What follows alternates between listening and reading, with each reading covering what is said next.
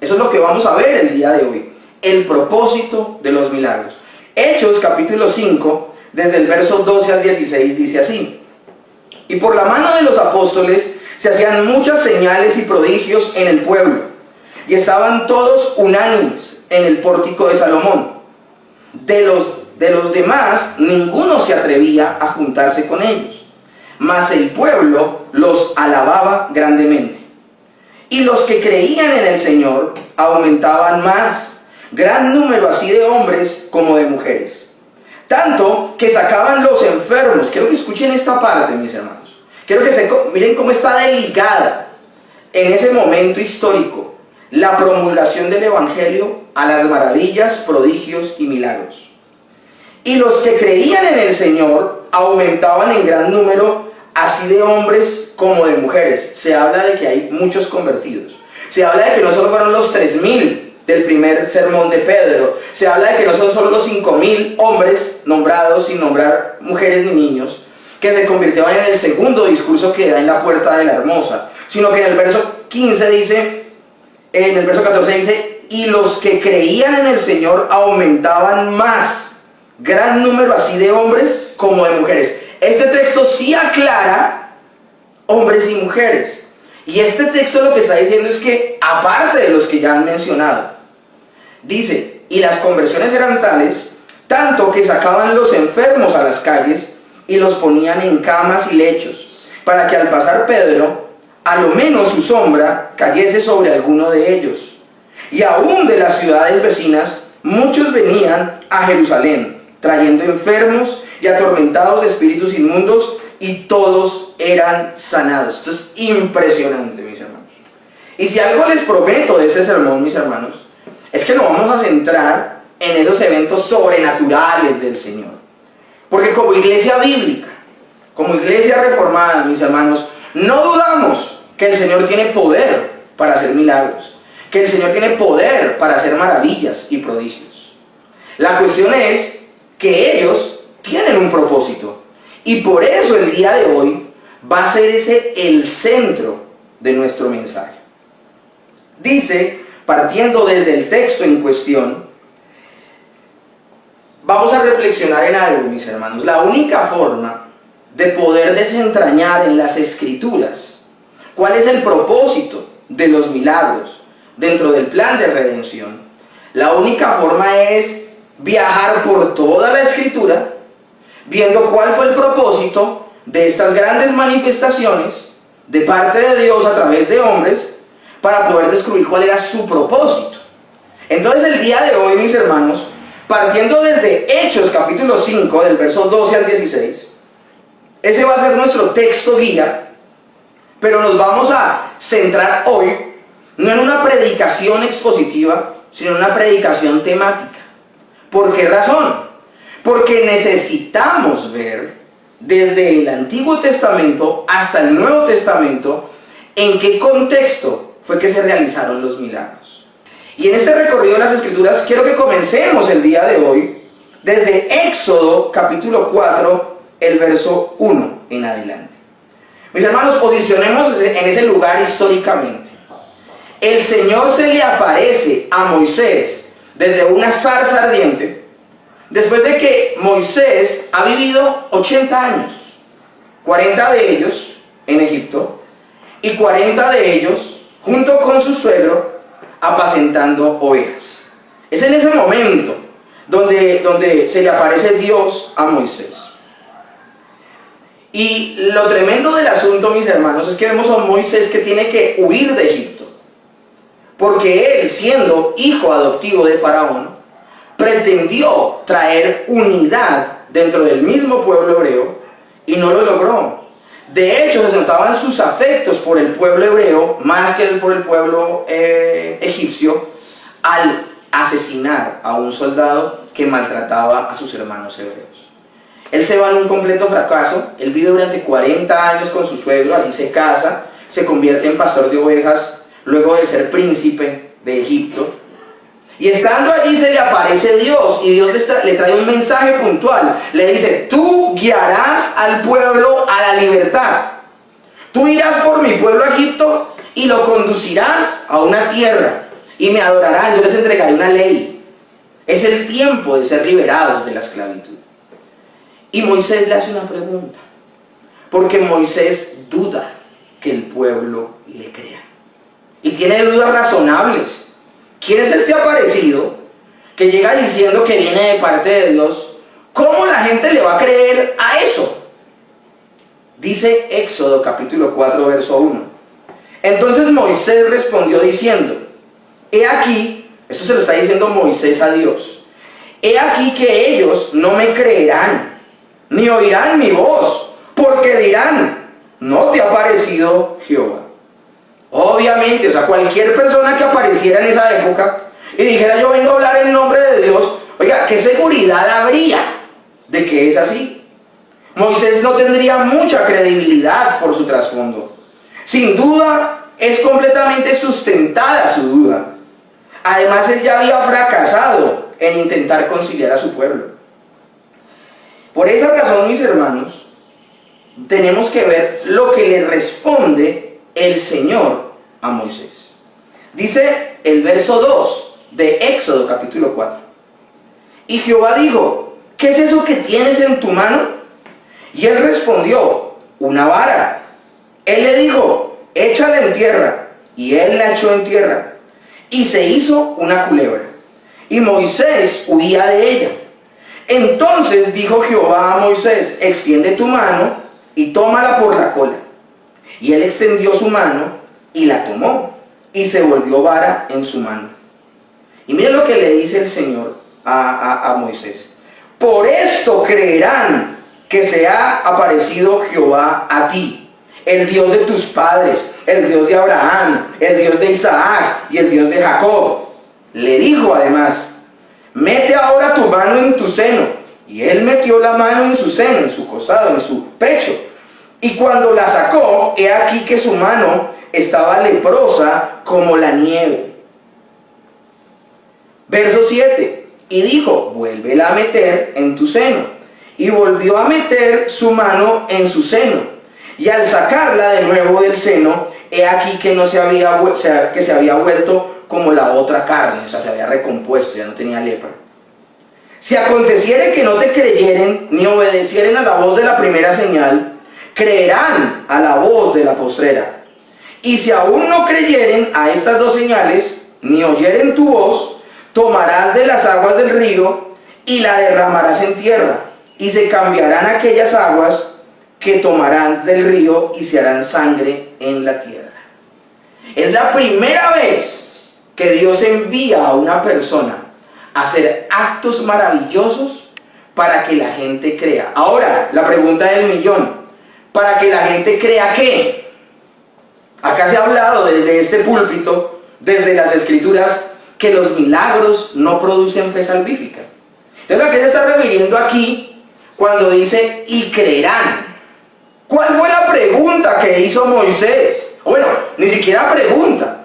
¿Cuál fue la afirmación que dio Moisés? Porque tenemos que leer este texto en su contexto.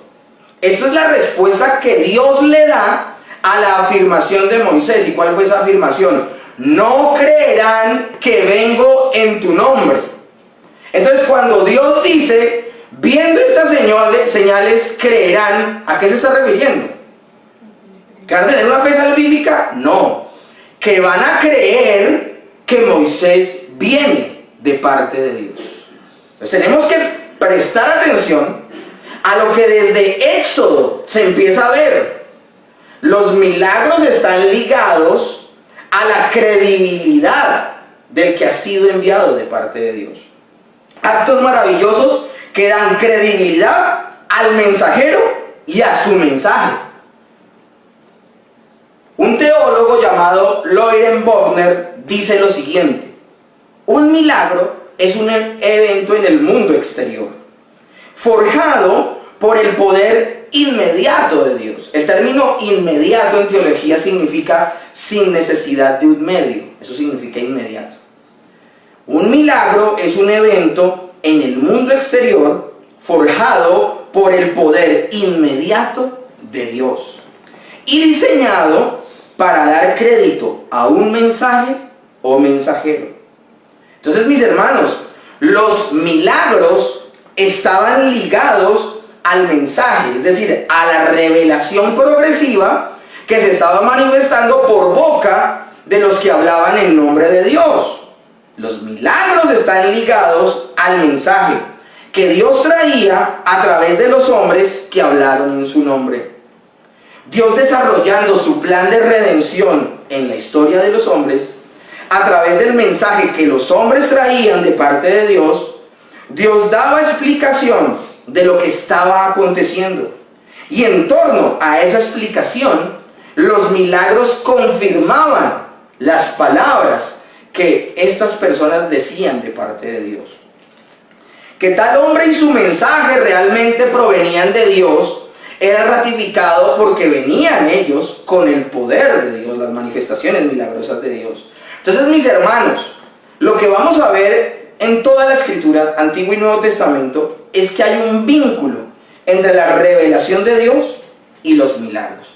Cuando hablamos de la revelación de Dios, nos estamos refiriendo a las palabras que dijeron Moisés, los profetas, los apóstoles, el mismo Señor Jesucristo. Esa revelación progresiva. ¿Cuál es el tema principal de las Escrituras, mis hermanos? La redención. Ese es el tema principal. ¿Cómo el Señor quiere redimir a su pueblo? Ahora, ¿el Señor enseñó en un solo momento las verdades de la redención? No. La revelación de esa verdad fue progresiva. Ahora, ¿cómo hacían las personas para creer que los que hablaban en nombre de Dios hablaban evidentemente en nombre de Dios? Dios los dotó de un don de maravillas, milagros y prodigios. Y se ratificaba que lo que decían venía de parte de Dios por esas manifestaciones milagrosas. Y por eso las personas que los vieron tomaron sus palabras como autoritativas y como que venían de parte de Dios. Entonces hay un vínculo entre la revelación de Dios, ese plan de redención, y los milagros. Moisés es el primero en hacer estas señales. Este término claramente lo usa Dios. Cuando se habla de que no se le llaman milagros, sino se le llaman señales, el que habla así acerca de los milagros es el mismo Dios. Miren lo que dice Éxodo 4, pero ahora el verso 17. Y tomarás en tu mano esta vara, con la cual harás las señales. Es Dios hablando de que los milagros son señales.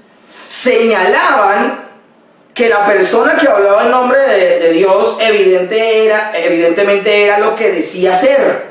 En el caso de Moisés, Moisés era un profeta enviado por Dios a hablarle al pueblo. Entonces eso es importante que lo tengamos en cuenta. Y es por eso que en el recorrido de la revelación progresiva de la redención se vuelven a manifestar estas maravillas y señales en el periodo de los profetas. En el tiempo particular de Elías y Eliseo. Fueron muchos hermanos, los hechos portentosos que se narran en los libros de Reyes, de Primera de Reyes y aún de Segunda de Reyes, acerca de los milagros que hizo Elías y Eliseo. Hablemos de un Eliseo, porque más adelante voy a hablar de Elías. Pero Eliseo se narra que hizo milagros impresionantes y maravillosos. No sé si ustedes sabían, pero Eliseo sanó aguas que estaban, con el poder de Dios, Dios le permitió sanar aguas envenenadas. Permitió que un hacha de metal flotara. Entonces vemos aún en la muerte de Eliseo, dice que el profeta muere y lo entierran de alguna manera, profanan ese cementerio, los huesos de Eliseo quedan expuestos y va un cortejo fúnebre pasando por allí, y cuando vienen los enemigos de esas personas que van a enterrar al muerto, botan al muerto a un lado del camino, se botan al piso para esconderse, y cuando el muerto toca los huesos de Eliseo, revive. O sea, de eso estamos hablando, mis hermanos. Estamos hablando de que Elías decía: si soy profeta de Dios, que descienda fuego y te consuma a ti y a tus 50, y los consumía. Estamos hablando de Eliseo resucitando a personas. Estamos hablando de señales maravillosas. Se cuentan 7 milagros importantes en la vida de Elías. Se cuentan 14 milagros maravillosos en la persona de Eliseo. Es algo impresionante. Muchos de los hechos portentosos que se narran en Hechos de los Apóstoles están gritando y están diciendo lo mismo.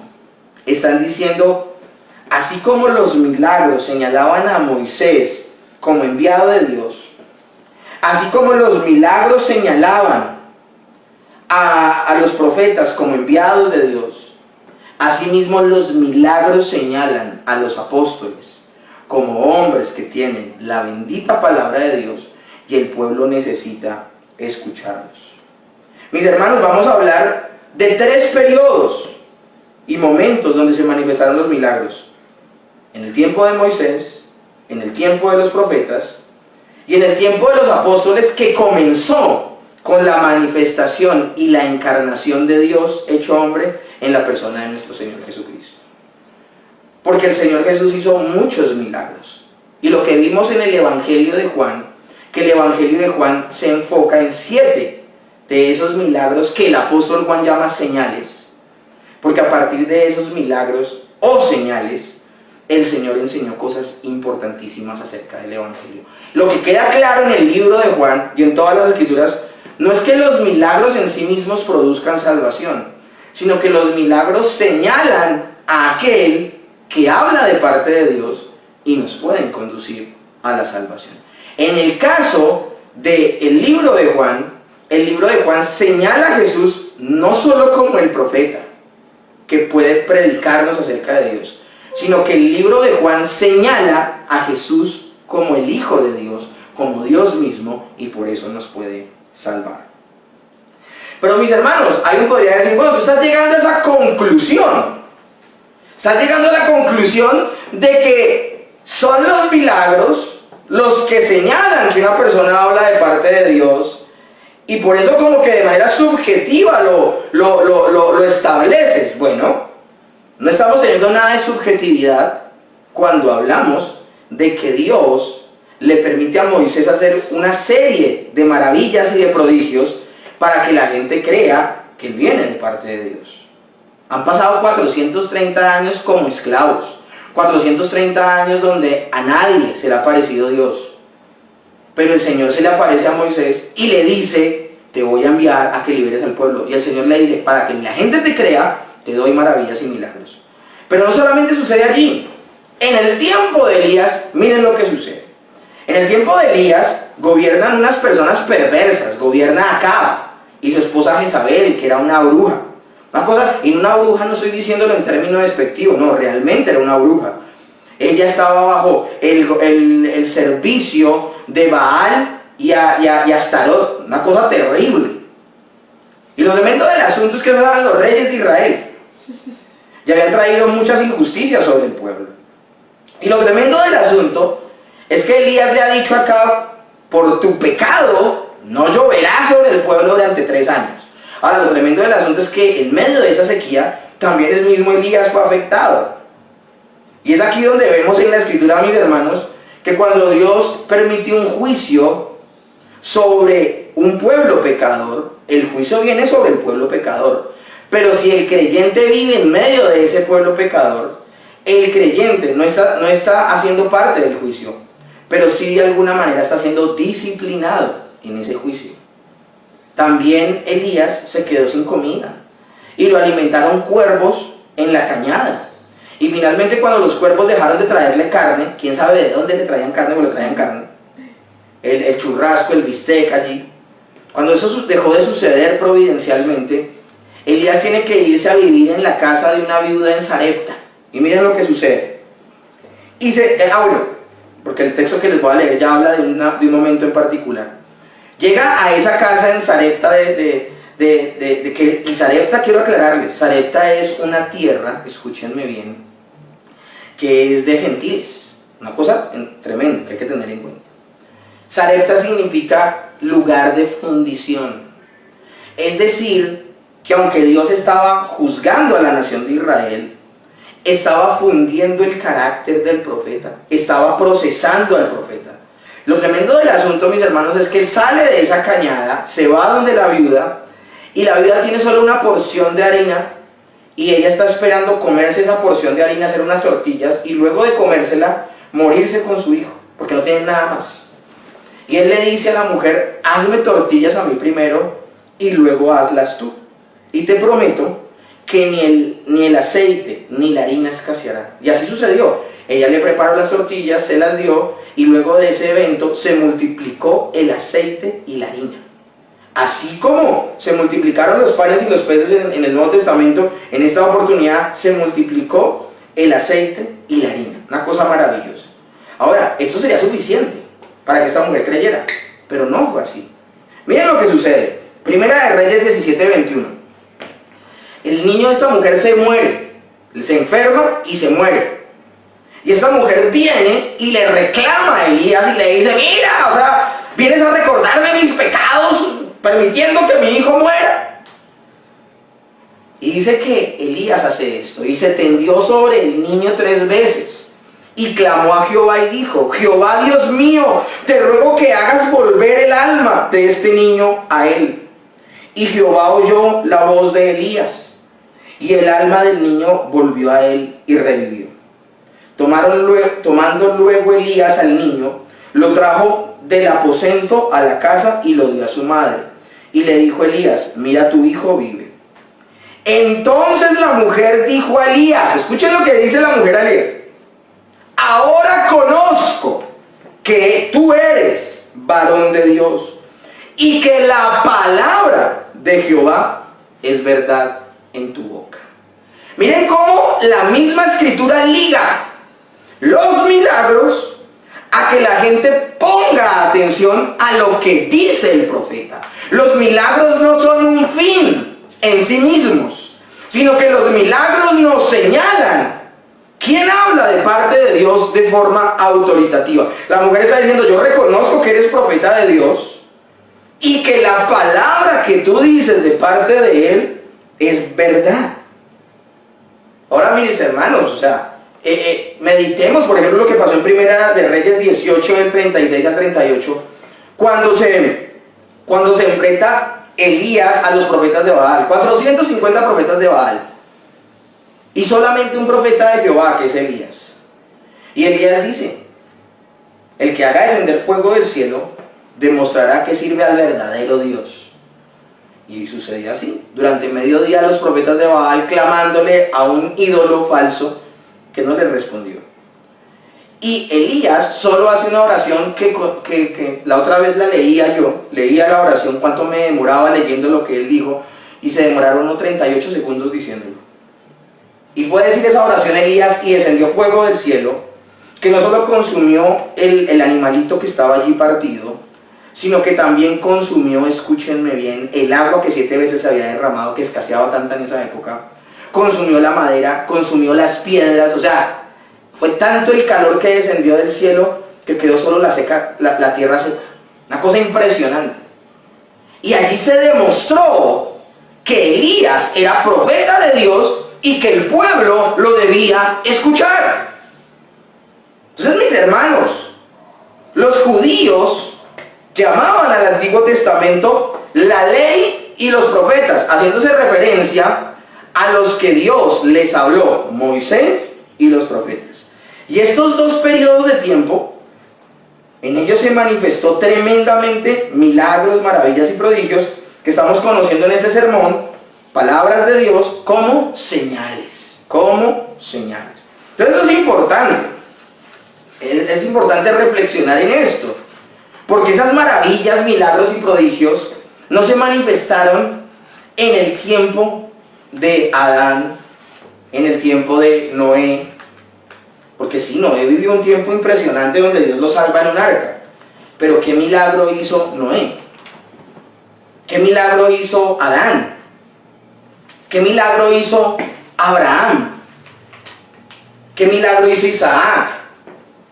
¿Qué milagro hizo Jacob? Alguien podría decir, Isaac oró por su mujer y pasó de ser estéril. Eso lo hizo fue Dios, él sencillamente oró. Así como los creyentes del día de hoy podemos orar por un enfermo, pero ya es la soberana voluntad de Dios quien permite que sea sanado o no. Una cosa tremenda, una cosa impresionante.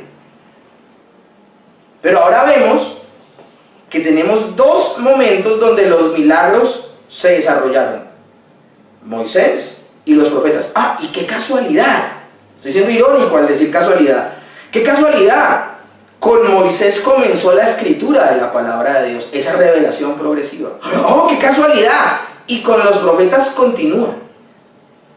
Entonces miren cómo está ligada la manifestación de los milagros con la escritura, y en ese momento puntual con la declaración a voz en cuello de Moisés de la palabra, y con la declaración a voz en cuello de los profetas acerca de la voluntad de Dios.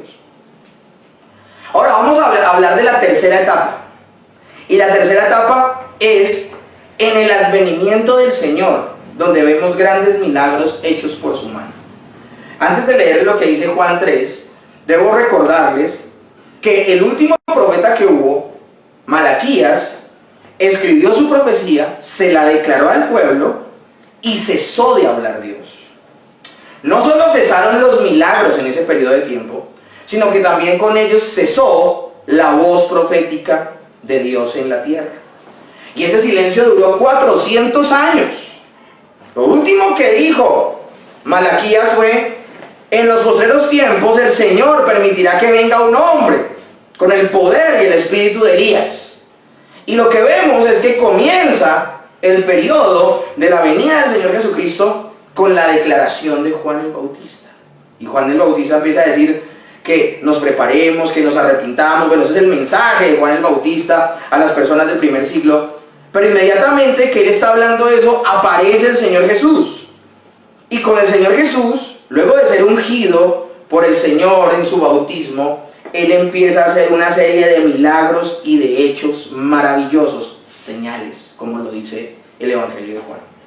Y hablando del Evangelio de Juan, son tan reconocidas esas señales que miren lo que dice Nicodemo, representante de los enemigos del Señor. Había un hombre de los fariseos que se llamaba Nicodemo, un principal entre los judíos. Este vino a Jesús de noche y le dijo: Rabí, sabemos que has venido de Dios como maestro. Escúchenme bien esto. Ellos sabían que venía de parte de Dios a enseñar como maestro la palabra de Dios. ¿Y por qué lo sabían? Porque nadie puede hacer estas señales que tú haces si Dios no está con él. Nuevamente la escritura liga los milagros a la voz de Dios, a la predicación, a la enseñanza, a la revelación progresiva. Las señales le anunciaron al liderazgo religioso que Jesús venía de Dios y que su enseñanza provenía de Dios. Pero el mismo Señor Jesús da testimonio de sus obras, hablando de sus obras como sus milagros, ¿no? Estas eran señal de que Él venía de Dios. Miren lo que dice Juan, ahora en capítulo 5, el verso 36. Mas yo tengo testimonio, un testimonio mayor que el de Juan. Él empieza en Mateo 5, empieza a hablar de aquellos que dan testimonio de Él como Mesías. Y Él dice, miren, Juan dio testimonio acerca de mí y da las razones.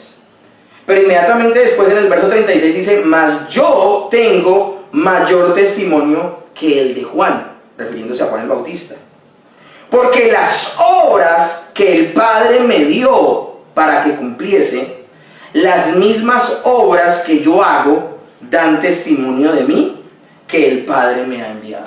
Él está refiriéndose a qué obras, se está refiriendo a los milagros que Él puede hacer.